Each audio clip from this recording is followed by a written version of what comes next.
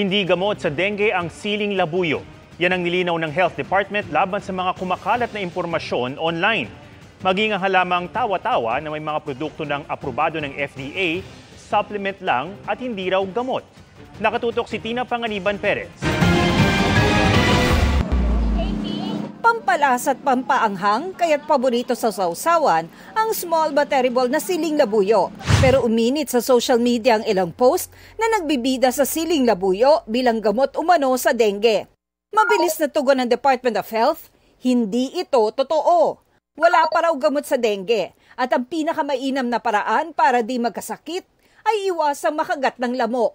Paalala pa ng DOH, kumuha ng impormasyon doon lamang sa mga legitimate source at platform gaya ng kanilang online pages. Hindi rin gamot sa dengue ang bayabas at tawa-tawa. Based on the current standard in the management of dengue, Tina, yung tatlo na yan wala talaga sa listahan. No?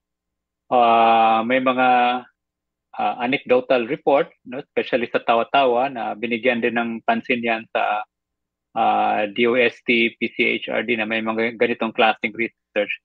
But it did not reach the level yet of a significant finding na talagang meron siyang puwang doon sa cure ng dengue. Kahit daw may mga produkto ng gawa sa tawa-tawa na aprobado ng Food and Drug Administration bilang herbal supplement, hindi pa rin daw gamot sa dengue ang turing sa mga ito.